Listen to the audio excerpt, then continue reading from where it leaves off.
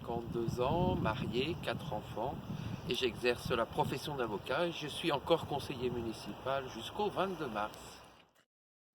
Oh, ce que je redoutais est déjà arrivé, c'est-à-dire que c'est un engagement que j'ai pris personnellement avec l'accord de mon épouse. Je savais, je redoutais des attaques personnelles que j'ai eues, mais je n'imaginais pas qu'on irait attaquer ma famille, à savoir mes parents. Et donc c'est déjà arrivé comme vous le savez. Oui, alors la campagne électorale, donc tout dépend effectivement si l'on est au premier et au deuxième tour, mais nous sommes sur environ un budget d'environ 25 000 à 30 000 euros. Vous savez que 48% en gros des dépenses sont remboursées par l'État dès lors qu'un compte de campagne a été tenu correctement, et le reste provient bien évidemment des apports personnels des colistiers et des dons de nos différents concitoyens.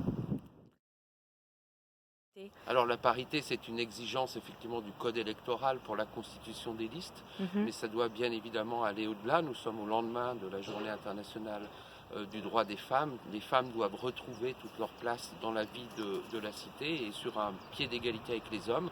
Et il y a beaucoup à faire à Montluçon, comme j'avais eu l'occasion de le souligner au dernier conseil municipal. Et j'espère y avoir contribué avec le conseil à ma modeste mesure lorsque j'étais adjoint aux affaires réglementaires, puisque comme vous le savez peut-être, nous avions choisi de baptiser l'intégralité des rues du nouveau quartier Buffon exclusivement de noms de femmes, ce qui nous avait valu les honneurs de la presse nationale. Alors c'est un certain nombre donc, de nos concitoyens qui m'ont fait l'honneur de me demander d'être leur tête de liste, mais c'est avant tout, je crois, un engagement collectif. Montluçon, je ne suis pas natif de Montluçon, mais j'ai choisi cette ville, j'y travaille, j'y vis.